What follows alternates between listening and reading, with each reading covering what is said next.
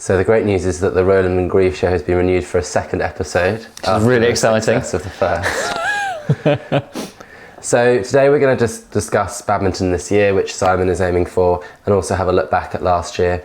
The course always reverses, so last year it was clockwise and this year it will be anti-clockwise.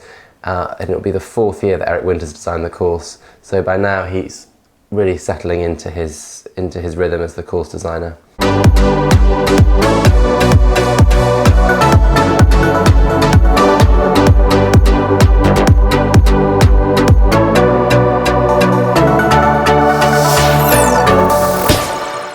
And the course at 5-star level can be between, I think it's 11 and 12 minutes long. Yeah. So you'd expect it to be more like 12 minutes really for badminton. Yeah. Last year it was 11:45. And normally quite early on you'll find that there's quite a decent fence to get you into your rhythm and make sure that you realise in the horse's respect that it's a big course. The keeper's question at fence 2 for last year actually had a slightly more slanted top. The first year Eric designed it. It was a lot more user-friendly last year.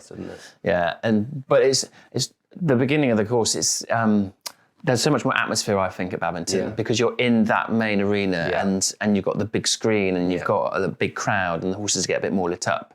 And then as soon as you come out of the arena, and actually I really like this fence because you got away from that a little bit, and there's still the crowds. Obviously. It's a bit more quiet down there, wasn't it? And you could really kind of get into your rhythm a little bit more and come down the hill and see enough distance. And it's a big fence, but it was a lot. The profile was a lot kinder than last time. Yeah.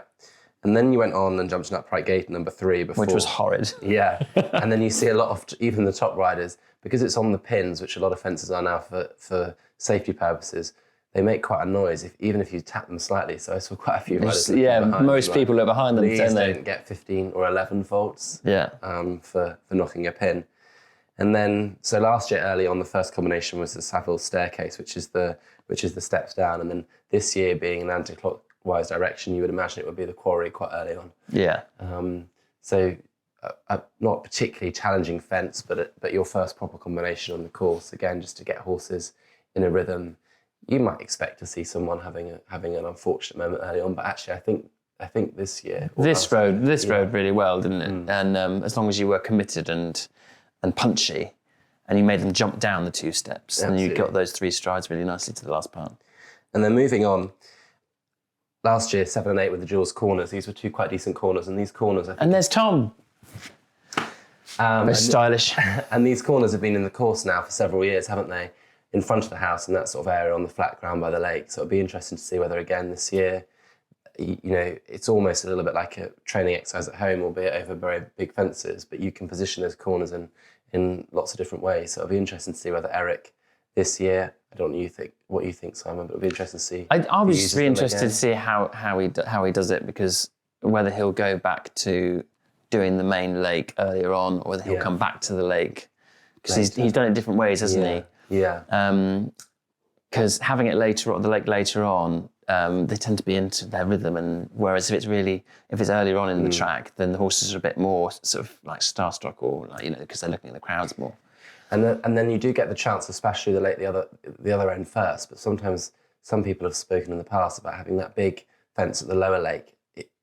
If they've not had a good jump there, then you're really having to, or the other way around, being that they've at least wet their feet once. So actually, it's kind of got them into their rhythm a bit more. Yeah, and again, like you coming from the direction that we're going to be coming this year, you'll be coming to that splash first. Yeah, and it's not quite as busy, and then you come up the hill, and then you've got that great big log, suspended log, and you can't really see the water, and all they can see is they suddenly can see the crowd, and they suddenly see the water, and it's a lot for them to take in. And the other thing is they've just passed the stables and the archway into the stables, and of course, hopefully by this stage horses aren't going to be nappy because they're a lot older and a lot more established, but they have spent all them more wily, and they know where it is. But they will know. They've had past there to the main arena for the last 4 days, so I'm always sure they have a bit of a mind as to where the stables are a little bit. Definitely, that can play a part as well.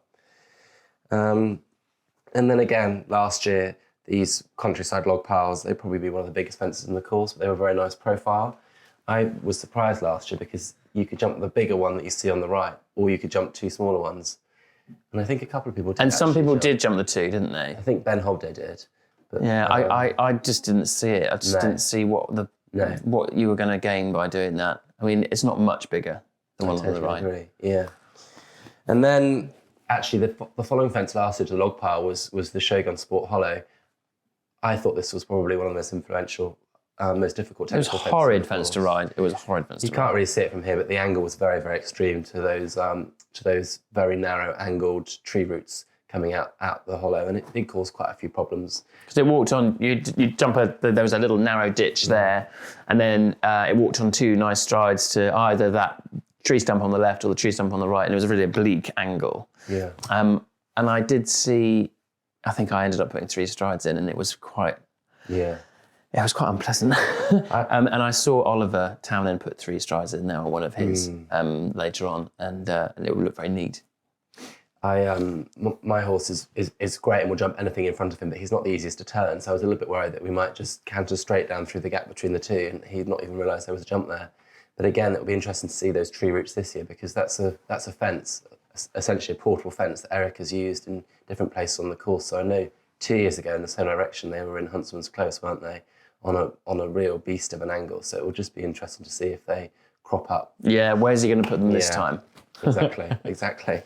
And then fence 13AB was the Outlander Bank.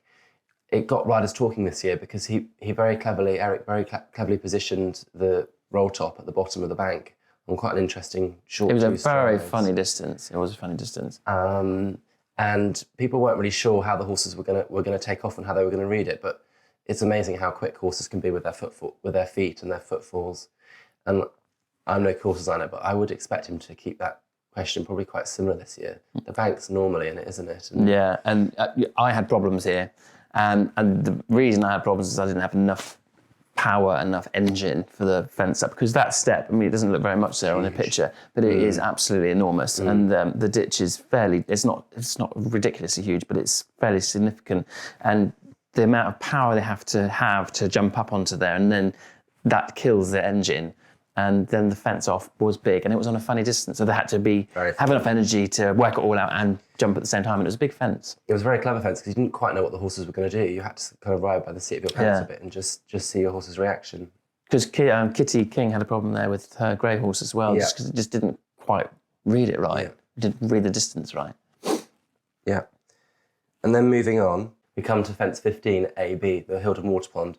What you don't get quite from just scrolling through is that now we're in a very intense part of the course, and regardless of what year and what direction it is, this area of the course you've probably had 5 or 6 combinations in a row, and you're getting into the real meat of the course, and your horse hasn't got much time to gain any confidence back if it's losing. I think that's the thing with badminton. That's what makes it what it is. Yes, it's huge, but Bramham's huge and Burley's huge. It's how relentless it is. It's combination after combination after combination, and even a straightforward fence, there's something wrong with it. There's the camber's funny, or there's something that makes it more complicated for the horses. So they have to be switched on the whole time, and be thinking the whole time. I remember Mike Tucker on the BBC commentary calling it Shotgun Alley, which is probably quite an accurate description. Absolutely. It's really testing the horses, and my horse would be very brave last year. I could see him just thinking by the time he came into a couple of combinations later, having done more combinations, this fence 19AB, the Nye Timber Heights, he was sort of not flagging, but God, another question. It's very intense on them. And again, it'd be interesting to see whether these narrow brushes crop up somewhere, if he does them on an S bend, or if he puts them on a different area or a different combination. Yeah. I did see that Badminton have shared on social media this year that they're doing a broken footbridge, and I was trying to work out where that had been positioned. So it's just up from here, I think. Yeah. And and I mean, back in the day, in like 86, 85, they had a broken bridge, and it was just a broken bridge. Well, I say just, it was still enormous. But I just wonder what they're going to do this time to make it more difficult. Are they going to do a broken bridge to one of those? Or a bounce of those, or something. Or it might just be a good picture for. Well, let's hope so. It might just be a picture for by a broken bridge. I mean, where you run up a ramp and then you essentially jump. It's a drop at the end of the ramp, so it's basically a broken or unfinished bridge, and you just jump off the top of the bridge back down onto land. So you're essentially running up a ramp, but it's a great fence. Jumping a sock in a great big ditch underneath. It's a great sort of rider frightened fence. And Eric has put a lot of those in, hasn't he? Recently, he's put some... I think he gets quite a good balance, Eric. I think because Frank Weldon was the course designer there in like the 80s. Very early 90s, and he was ever so good at scaring the life out of riders, but the horses seemed to gain confidence, and sometimes I think that can be lacking these days in course design. But he absolutely nailed it. But I think Eric he's got that balance right. Yeah, and then you can't really have a badminton discussion or course without discussing the lake as well. Last year, Simon said it came up quite late on the course. It might be quite early. You never quite know where it's going to be located. And there are huge crowds around this combination, and even more so now because you've got the pavilions and the day member tents, and you know that the crowds are definitely looking for someone to fall off. And I don't think anyone actually did last year. No, I think last year was pretty kind. They were. He was a lot kinder. I think the log that is in the picture where Tom is there, they'd moved it back. I think it wasn't quite because the year before it was right on the sort of. And it had the brush on edge. it as well, which actually, I don't think the brush was there the year before, and that just got the horse up in the air a little bit more over it, because I remember a couple of people had a really nasty falls at it the year before, where horses just left a bit of a leg at that But log. again, it was earlier in the track, and the horses probably weren't concentrating as much. Yeah. I think he was really looking after the horses here because it's later on in the course and they were getting a bit more tired. Yeah. But yeah, it's it's one of those fences, I don't know what you're like, I'm terrible when I'm going cross country, that you're sort of galloping along thinking, it's the lake next. Yeah, absolutely. Absolutely, yeah. It's quite intimidating, isn't it? Very intimidating. So that's a kind of quick guide to the badminton course. The actual 2020 course, they normally release in the middle of April, and that gives riders actually a couple of weeks just to practice, replicate any lines that you might see at the event. And I think increasingly now, as the sport gets more and more professional, you do see riders and even some course hires just replicating at a small level what you might be expecting in a couple of weeks' time. So that's given you a bit of a taster of the cross-country course at Badminton. Really looking forward to being able to see what it's like at the actual event in May, and Bed Down will be there, and hopefully we'll have another Roland and Grieve do badminton show to you then.